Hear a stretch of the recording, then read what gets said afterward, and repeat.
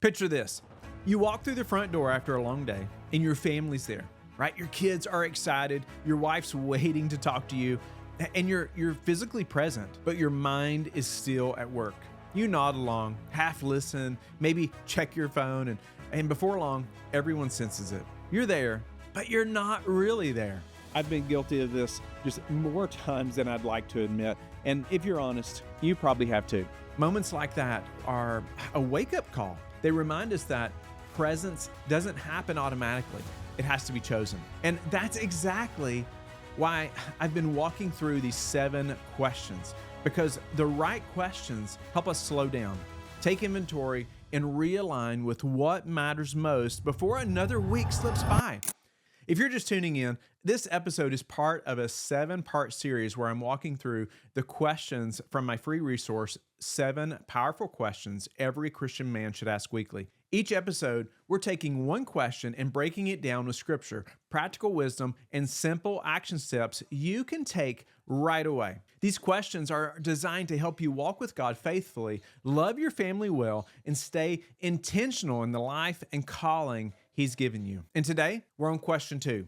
How do my wife and kids need me to show up for them this week? Because if there's one place you and I can't afford to drift, it's how we show up at home. Philippians 2:4 says, "Let each of you look not only to his own interests, but also to the interests of others." That applies in business, in friendships, in church, but perhaps nowhere more powerfully than in the walls of our own home. Because here's the truth. Your wife, doesn't need a flawless man. Your kids don't need a perfect dad. They need you. Present, engaged, attentive. Showing up for your family isn't about grand gestures. It's about everyday presence. Scripture reminds us that love looks outward.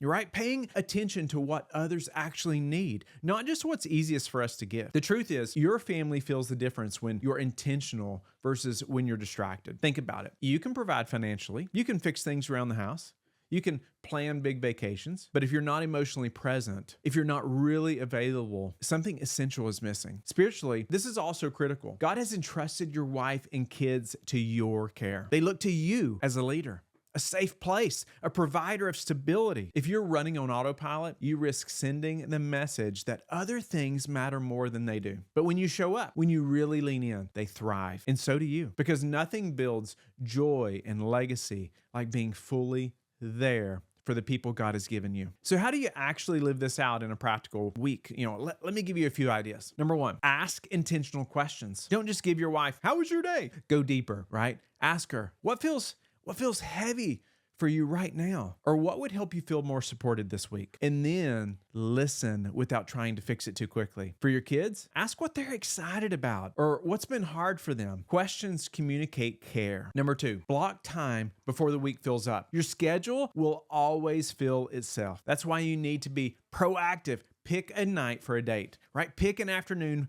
for family time and block it before work meetings, right? Errands or other demands crowded out. Treat it like the most important appointment you'll keep this week, because it is. Number 3, create a daily family first signal. This is one simple action your family will notice. Maybe it's putting your phone, on the counter when you walk in the door. I've heard many people, put them in a drawer, right? Turn it off, put it in there. That's that signal.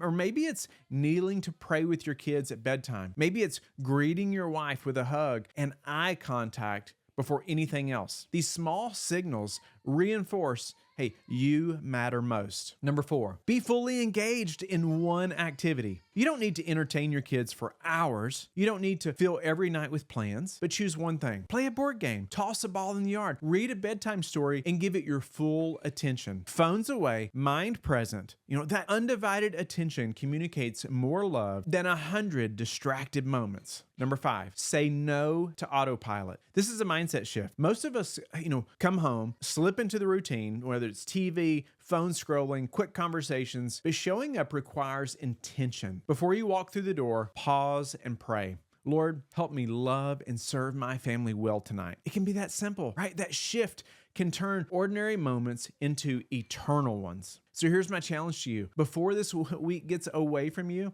Ask the question, how do my wife and kids need me to show up? And then do something about it. Maybe it's planning that date night. Maybe it's, playing that game of catch. Maybe it's simply giving your full attention when they talk, right? And remember, your family doesn't need you to be perfect. They need you to be present. And if you want to keep these questions in front of you every single week, don't forget to grab the free guide, 7 powerful questions every Christian man should ask weekly.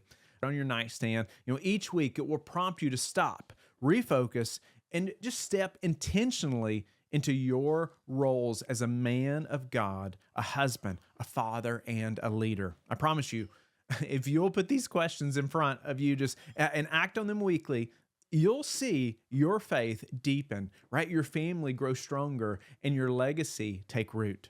Check the link in the show notes. Download your copy today.